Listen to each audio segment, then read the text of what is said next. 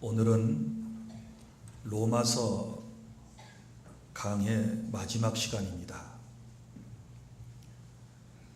2015년 4월 12일 주일에 시작하여 특별한 절기라든지 혹은 중간에 믿음에 관련된 말씀을 듣기 위하여 히브리서 11장 강의를 제외하고는 매주마다 여러분들께서 로마서에 기록된 말씀을 들으셨습니다.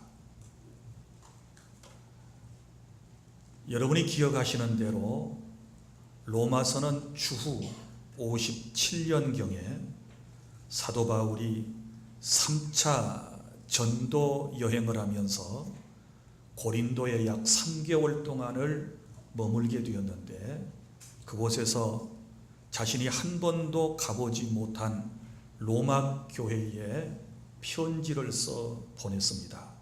그것이 바로 로마서입니다. 그리고 이 로마서를 쓴 목적은 네 가지로 요약을 할 수 있습니다. 먼저는 로마 교회 성도들에게 구원의 교리를 가르쳐서 올바른 믿음 위에 그들을 서게 하는 데 목적이 있었고, 그리고 또 하나의 목적은 유대인과 이방인과의 관계를 개선하기 위한 목적이 있었습니다. 그리고 또 하나의 목적은 그릇된 유대교적 율법주의에 물들지 않게 하는데 목적이 있었고, 그리고 마지막으로는 자신의 로마 방문 준비를 하기 위한 그런 목적으로 이 로마서를 기록해서 보냈던 것입니다. 로마서는 총 16장으로 구성되어 있는데, 우리가 두 부분으로 크게 나눌 수가 있다고 그랬습니다. 먼저 1장에서부터 11장까지는 교리에 관련된 말씀, 사람이 어떻게 구원받는가에 대한 주제를 다루고 있고, 그리고 12장에서부터 16장까지는 실천, 생활에 관련된 말씀을 다루고 있다라고 하는 말씀을 첫 시간에 여러분들에게 드린 바가 있습니다. 그리고 이 로마서의 총 주제는 다른 것이 아니라 믿음으로 말미암아 의롭게 된다. 우리가 흔히 말하는 이신득의에 대하여 그는 강력하게 설명을 하고 있다라는 것도 여러분이 다 기억이 나실 것입니다. 이제 오늘 드디어 로마서 16장 마지막 장 부분을 우리가 함께 읽었습니다. 이 16장의 내용은 인사와 그리고 문안과 그리고 하나님께 대한 찬양으로 기록되어 있습니다. 로마서의 결론 부분에 해당이 되는데, 여기에는 우리가 실천해야 할 말씀들이 있는 것입니다. 특별히 본문 26절 끝에 이 복음으로 너희를 능히 견고하게 하실 하나님이라고 하는 말씀이 나오는데, 복음을 통하여 교회를 견고하게 하신다라고 하는 말씀이고, 이미 저와 여러분은 이제 예수님을 믿음으로 구원받아 하나님의 자녀가 되었기 때문에, 그리고 복음으로 견고한 교회 안에 성도로서 우리가 세상을 살아감에 있어서 어떻게 살아야 할 것인가, 오늘 세 가지를 여러분들에게 말씀을 드리도록 하겠습니다. 복음으로 견고한 교회가 해야 할 첫 번째 일은 21절부터 24절까지에 나타난 대로 복음 전파의 다양한 방법으로 동참하시기를 바랍니다. 우리는 복음을 전파함에 있어서 어떤 생각을 갖는가 하면 이런 생각들을 대부분 갖지 않습니까? 내가 직접 하나님의 말씀을 가서 전해야 한다. 이런 생각이 우리 속에 대부분 가득 차 있습니다. 그렇게 생각하니까 복음 전파를 한다, 혹은 선교 사역을 한다라고 하는 것이 굉장히 힘들고 어렵게 느껴지는 것이 아니겠습니까? 그런데 반드시 그렇지는 않습니다.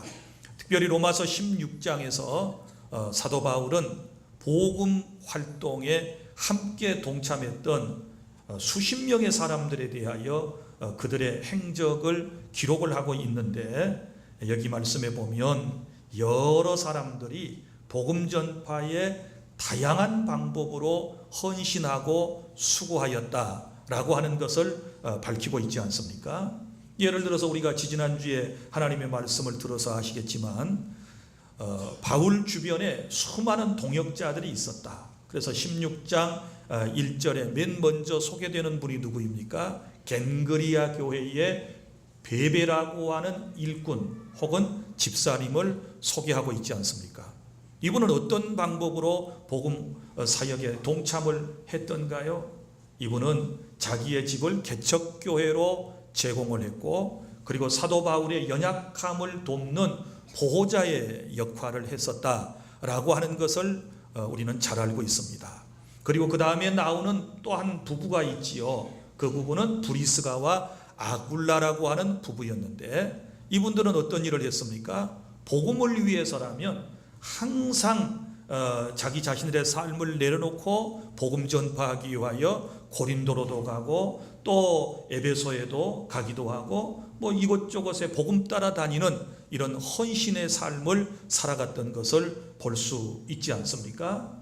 그리고 또 이방인 교회들로서 마게도니아 교회와 아가야 지방의 성도들은 예루살렘 교회가 경제적으로 어려움을 겪고 있다는 소식을 접하게 되었을 때 그들은 기꺼이 한 번도 가본 적도 없고 만나본 적도 없는 교회 성도들이었지만 가난한 그들을 생각하고 헌금을 친히 모았다는 사실도 우리는 잘 알고 있습니다.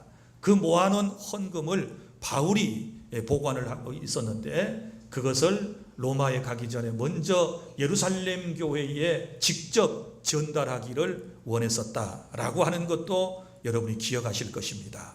이처럼 우리가 복음 선교 사역에 동참한다라고 할 때는 여러 가지 다양한 방법들이 있는데, 특별히 오늘 본문에 21절부터 23절까지에 여기 8분의 이름이 나옵니다. 8명의 이름이 나오는데, 특별히 여기서 이제 디모데를 제외하고는 직접 선교 현장에 있지는 않았습니다. 디모데는 바울과 함께 늘 선교 현장에 있었지만 대부분의 다른 사람들은 다양한 방법으로 선교 활동에 동참했던 것을 볼 수 있는데, 여기 중요한 분들을 제가 소개를 해드리면 야손이라고 하는 분이 나오지 않습니까? 야손, 이분에 대한 기록은 사도행전 17장 5절부터 7절에 나오는데, 이분은 어떤 일을 했느냐? 복음을 전하는 사역자들에게 숙식을 제공하는 그런 일을 했다라고 기록되어 있습니다. 또 여기 소시바더라고 하는 사람이 본문에 나오지요. 이 소시바더라고 하는 사람은 사도행전 20장 4절에 기록이 나오는데, 예루살렘 교회를 위하여 구제 헌금을 모으는데 앞장섰던 그런 인물입니다. 그리고 또 중요한 분, 여기 22절에 더디오라고 하는 사람이 나오지 않습니까? 더디오에 대하여 설명할 때 뭐라고 얘기합니까? 이 편지를 기록하는 나 더디오도 주 안에서 너희에게 문안하노라, 이렇게 말씀을 했습니다. 여기에 설명이 좀 필요하겠죠. 이 편지를 기록하는 나 더디오는 누구입니까? 이 사람은 사도 바울의 편지를 대필하는 사람입니다. 여러분, 사도 바울은 안질에 걸려가지고 시력이 굉장히 좋지 않았다는 것을 우리가 알고 있습니다. 그래서 직접 자기 자신이 편지를 못 써요. 그래서 성령의 감동을 받고 이제 이 더디오라고 하는 사람에게 불러줍니다. 그럼 더디오라고 하는 사람이 이걸 이렇게 쭉 기록을 해서 보내게 되지요. 그러다가 가끔 바울 서신에 보면 끝부분에 어떤 표현이 나오는가 하면 나 바울은 친필로 너희에게 문안한다, 이런 말이 나오는데, 이것은 누군가가 다 대서 혹은 대피를 해주고 난 다음에 맨 끝부분에 겨우 몇 자만을 잘 안 보이는 눈으로 이제 글을 기록을 했다라고 하는 것을 알 수 있는 것 아니겠습니까? 이처럼 바울 주변에는 여러 사람이 있었는데요, 또 가이오라고 하는 사람도 여기 나오지 않습니까? 이 가이오는 고린도전서 1장 14절에 이분도 자기 자신의 집을 교회로 제공했던 그런 분이에요. 그리고 또 고린도에 아주 유명한 분들이 계셨는데, 여기 보면 에라스도와 구아도라는 두 분이 나오지요. 그럼 이분들은 공직자이거든요. 특별히 무슨 일을 했습니까? 이성의 재무관 에라스도와 형제 구아도도 그랬어요. 그러니까 공무원이었단 말이죠. 특별히 재무에 관련된 업무를 보신 분들인데, 이분들이 물질로 사도 바울의 사역에 동참했던 것을 볼 수 있습니다.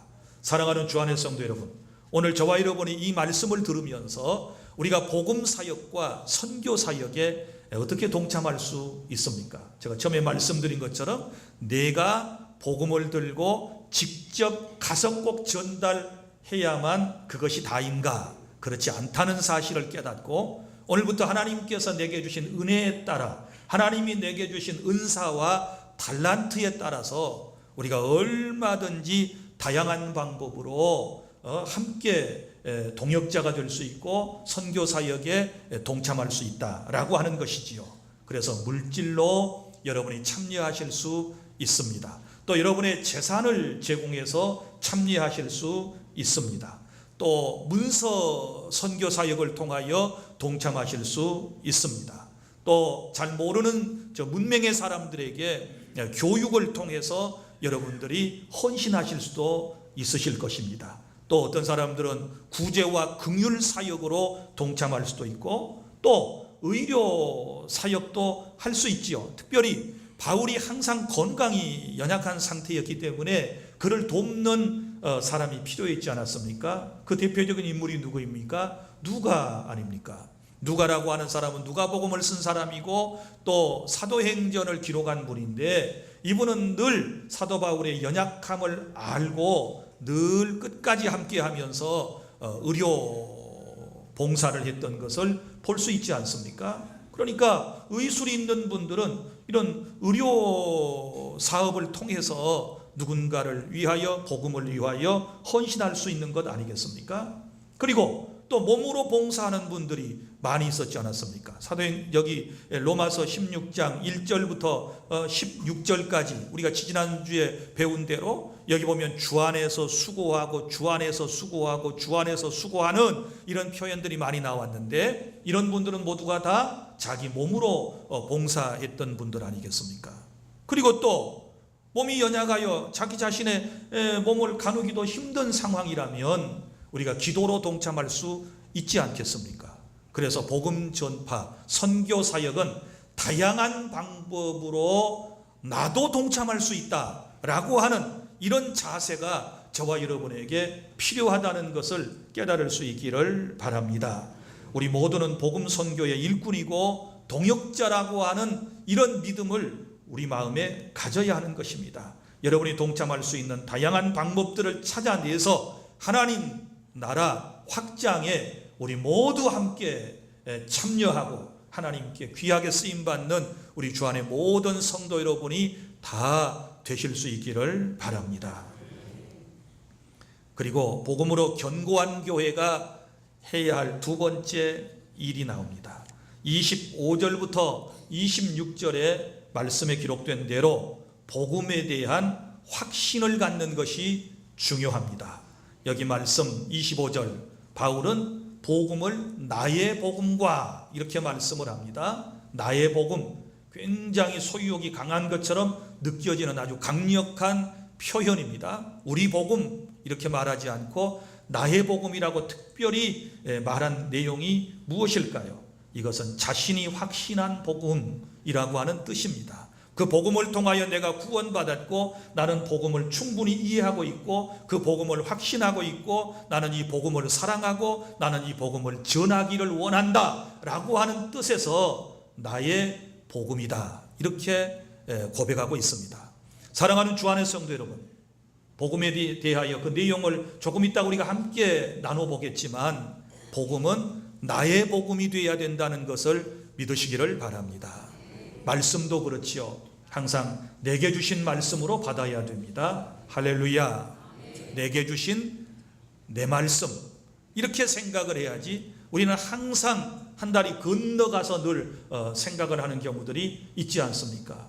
설교 시간에 어떤 말씀이 선포될 때 때때로 자기 자신의 은혜를 받기보다는 이럴 때 누가 들어야 되는데, 누군가가 이 말씀을 듣고 깨달았으면 좋겠어, 누군가가 변화되었으면 좋겠어 라고 생각하는 것은 옳지 않은 것입니다. 말씀은 나의 말씀입니다. 내게 주신 말씀으로 받을 때 은혜가 되고 나를 살리는 말씀이 되고 내 삶을 변화시키는 말씀으로 역사한다는 것을 깨달을 수 있기를 바랍니다. 그런 의미에서 바울은 나의 복음, 이렇게 말했습니다. 교회는 복음을 전하는 곳인데 이 복음을 수없이도 우리가 듣고 알고 있지만 이 복음을 믿거나 확신하지 못하게 되면 그것은 자기의 복음이 아닙니다. 그건 남의 복음이 되는 것입니다. 자기하고는 아무런 상관도 없는 그런 복음이 될 수밖에 없기 때문에 우리는 늘 나의 복음으로 복음을 이해하고 받아들여야 되는데, 그러면 복음이 무엇일까요? 우리가 늘 복음 이러는데 복음에 대한 설명은 이미 로마서 강론하는 첫 번째 시간에 여러분에게 말씀을 드렸고, 로마서 1장에 복음에 대하여 아주 명쾌하게 사도 바울은 이렇게 설명을 했습니다. 우리 다 함께 찾아서 보실까요? 로마서 1장 2절부터 4절까지 우리 또박또박 찬찬히 이 말씀을 생각하며 함께 낭독하겠습니다. 로마서 1장 2절부터 4절 시작. 이 복음은 하나님이 선지자들을 통하여 그의 아들에 관하여 성경에 미리 약속하신 것이라. 그의 아들에 관하여 말하면 육신으로는 다윗의 혈통에서 나셨고 성결의 영으로는 죽은 자들 가운데서 부활하사 능력으로 하나님의 아들로 선포되셨으니 곧 우리 주 예수 그리스도시니라. 아멘. 복음에 대하여 이보다 더 정확한 설명이 어디 있겠습니까? 자, 이 복음은 하나님이 선지자들을 통하여 그의 아들에 관하여 성경에 미리 약속하신 것이다 그랬습니다. 여러분, 복음의 시작을 우리가 창세기 3장 15절이라고 그럽니다. 거기 보면 여인의 후손에 대한 이야기가 나오지 않습니까? 여인의 후손이 뱀의 머리를 밟게 될 것이다. 그 여인의 후손은 바로 여인의 후손으로 이 땅에 오실 구세주 메시아 우리 예수님을 예표한다는 사실을 여러분이 기억하시기를 바랍니다. 그래서 이런 말씀들을 선지자들을 통하여 그의 아들에 관하여 성경에 미리 약속했다. 그래서 구약이라는 말은 옛 약속이에요. 메시아가 예수님이 탄생하시기 전에 오실 것에 대한 예언의 말씀이거든요. 그래서 이런 예언의 말씀들이 오늘 본문에 보면 이렇게 말하지요. 영세전부터 감추어져 있다가 오늘 26절에 이제는 나타내신 바 되었으며. 할렐루야. 그러니까 창세기 3장 15절에서부터 아주 점 하나로부터 메시아 구세주에 대한 이야기를 이제 하셨다가 이게 점점 더 드러나게 되는 것이지요. 그래서 구약성경 마지막 책이 뭐예요? 말라기서입니다. 말라기 4장 2절에 이제 그 하나의 점으로 시작되었던 메시아에 대한 구세주에 대한 이야기가 어떻게 설명이 되느냐? 의로운 해가 떠올라서 치료하는 광선을 발하리니 외양간에서 나온 송아지처럼 뛰리라. 할렐루야. 여기서 바로 그 해가 누구이신가? 바로 예수 그리스도, 예언된 예수 그리스도, 선지자들을 통하여 예언하셨던 그 예수 그리스도가 이제 오시게 될 예언의 말씀이고, 그분이 오시면 죄에 빠진 인생을 구원하여 고치시고, 그리고 구원받은 성도가 저 외양간에서 나온 송아지처럼 그 감격스러움에서 기뻐 뛰며 인생을 살아가며 하나님을 예배할 것에 대한 말씀이지 않습니까? 그러다가 400년이 지나고 이제 마태복음이 시작되지 않습니까? 그리고 그 마태복음에는 그렇게 점진적으로 예언하셨던 예수 그리스도가 이제는 실제 우리에게 나타나신 바 되셨다. 할렐루야. 그 예언의 성취입니다. 그래서 다시 로마서 1장 3절로 갑니다. 그의 아들에 관하여 말하면 육신으로는 다윗의 혈통에서 나셨고, 지금 복음의 내용을 설명하는 것입니다. 복음의 내용 첫 번째는 그리스도의 탄생입니다. 탄생. 다윗의 혈통에서 나셨고, 다윗의 혈통 예언한 대로 그대로입니다. 다윗의 후손으로 예수님께서 탄생하셨는데, 동정녀 마리아를 통하여 무죄하신 예수님께서 탄생하셨음을 믿으시기를 바랍니다. 이것은 예언의 성취예요. 갑자기 되어진 일이 아니고 하나님의 저 영원한 구원 계획 속에 이러한 사실들이 포함되어져 있었던 것이지요. 그래서 구약의 선지자들이 예언 활동을 쭉 해오던 그대로 예언이 착착착착 실현되면서 지금 이런 이제 말씀들이 성취가 된 것이지요. 그래서 예수님이 탄생하신 것이 첫 번째 복음의 내용이고, 그 다음에 두 번째 4절의 성결의 영어로는 죽은 자들 가운데서 죽으심, 십자가의 죽으심. 예수님은 왜 죽으셨습니까? 우리의 죄를 대신하여 대속의 제물로서 예수님께서 십자가에서 피를 쏟고 죽으셨다는 사실을 확신하시기를 바랍니다. 그 다음에 세 번째 복음의 내용은 바로 부활입니다. 예수님은 사망 권세를 깨뜨리시고 죽으신 지 사흘 만에 다시 살아나셨다. 예수님이 죽고 살지 못했다면 우리의 신앙은 헛것이라고 고린도전서 15장에도 말씀을 하지 않습니까? 우리는 적어도 부활을 믿습니다. 왜냐하면 예수님께서 부활의 첫 열매가 되셔서 부활로서 우리에게 부활을 증거해 주셨으니 우리 또한 부활하게 될 것을 믿습니다. 그 다음에 이제 주님께서 말씀을 하셨지요. 부활하사 능력으로 하나님의 아들로 선포되셨으니, 이분이 누구예요? 바로 예수 그리스도이심을 믿으시기를 바랍니다.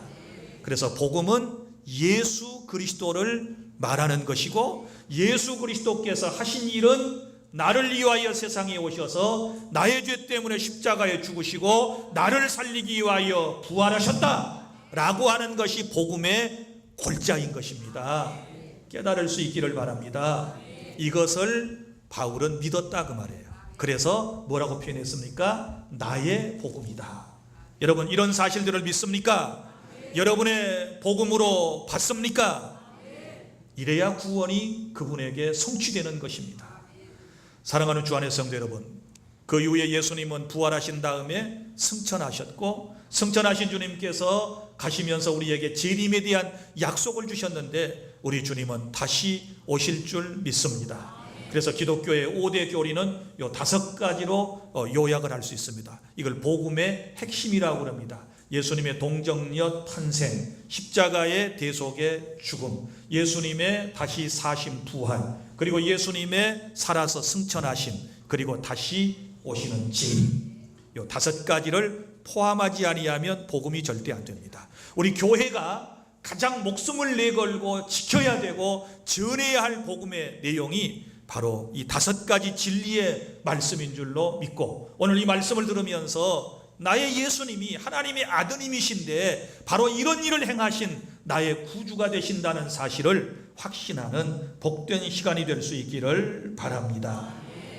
무엇보다도 특별히 감사한 것은 죄에 빠진 인간을 하나님께서 구원하시기 위하여 구원 계획을 세우셨는데, 그 구원 계획에 첫 번째가 예수 그리스도이셨고, 그 다음에 그 구원을 받아야 할 나를 그 구원 계획 속에 영세전에, 창세전에 포함시키셨다는 것이 얼마나 큰 은혜이고 얼마나 큰 하나님의 사랑인지를 깨달을 수 있기를 바랍니다.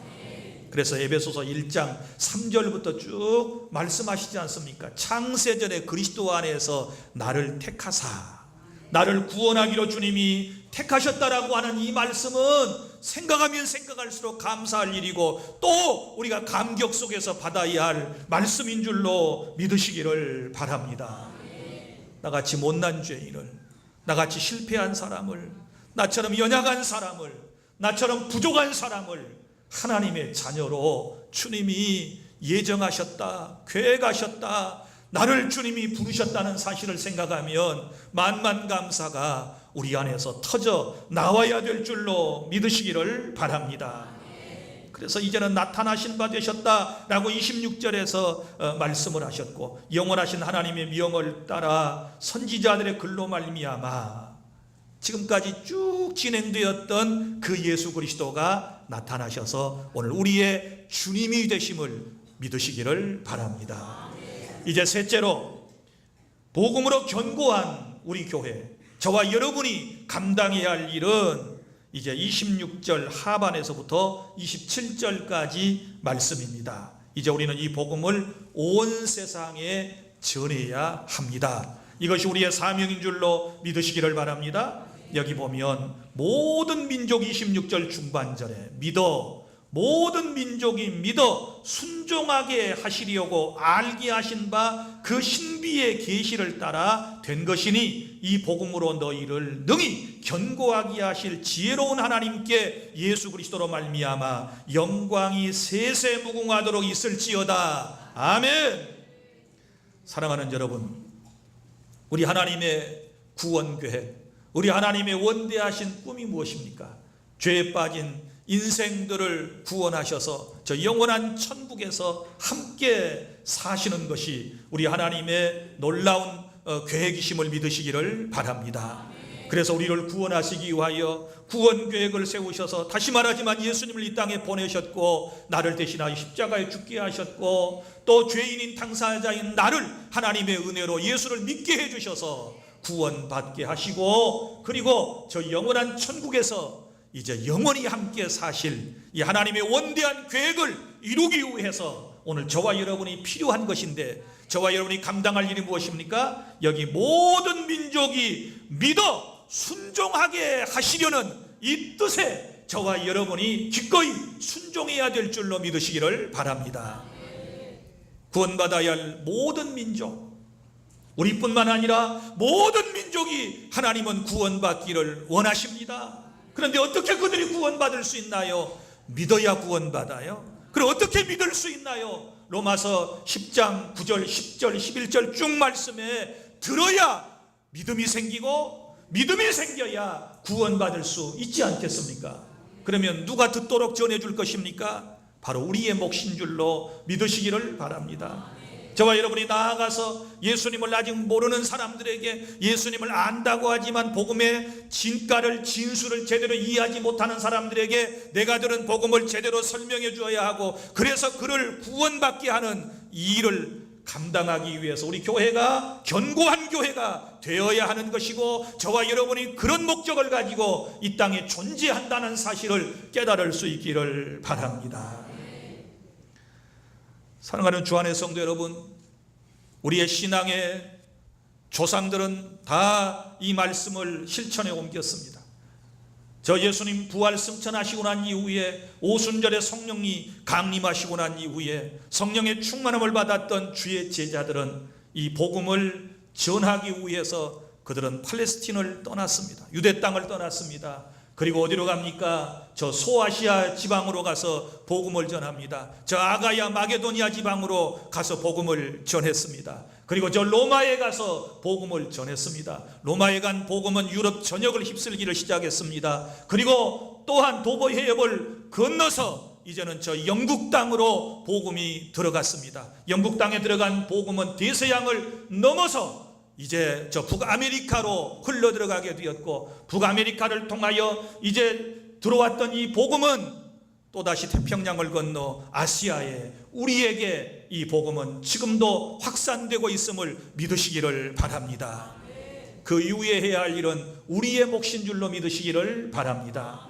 성령이 너희에게 임하시면 너희가 권능을 받고 예루살렘과 온 유대와 사마리아와 땅끝까지 이르러 내 증인이 되리라 라고 주님이 말씀하신 것처럼 먼저는 우리는 이 대한민국 땅에 살고 있는 우리 이웃 사람들에게 복음을 전해야 할 것입니다. 사도 바울도 가장 복음에 우선순위를 두었던 것은 자기 민족이었습니다. 유대인들에게 먼저 복음을 전하기를 원했습니다. 그러면서 그는 이방인의 사도로서 다른 민족에게 복음을 전했지 않았습니까? 오늘 가장 급한 것은 내 가족들이고 내 이웃들이고 형제자매들이고 우리 대한민국 땅덩어리에 함께 살아가고 있는 사람들에게 직간접적으로 이 복음을 전해야 하는 것입니다. 그리고 난 다음에 아직도 복음을 받지 못한 저 미전도 종족들이 아직도 이 땅에는 많이 있는데 그들에게 우리는 선교사를 파송해서 혹은 내가 가서 복음을 전함으로써 이 온 땅에 하나님의 나라가 확장되도록 우리 모두가 힘써야 될 줄로 믿으시기를 바랍니다. 사랑하는 주 안의 성도 여러분, 그래서 주님은 이렇게 말씀합니다. 이 복음으로 너희를 능히 견고하게 하실 지혜로우신 하나님께 예수 그리스도로 말미암아 영광이 세세 무궁하도록 있을지어다. 아멘. 복음으로 온 세상이 하나님의 나라가 되고 예수님을 믿는 모든 사람이 순종하고 모든 영광을 하나님께 돌려드리는 것, 이것이 바로 하나님이 꿈꾸는 세상이고 우리가 감당해야 할 몫이고 사명이고 일이라는 것을 기억하고 오늘 로마서 강론 마지막 시간을 맞아서 다시 한번 우리 자신이 믿음 위에 진리 위에 굳게 서서 흔들림 없이 견고한 복음으로 견고한 교회가 되어서 건강한 교회가 되어서 말세지 말에 주님 앞에 인정받고 사랑받고 사명 잘 감당하는 목포주한 교회가 될 수 있기를 바랍니다. 기도하겠습니다.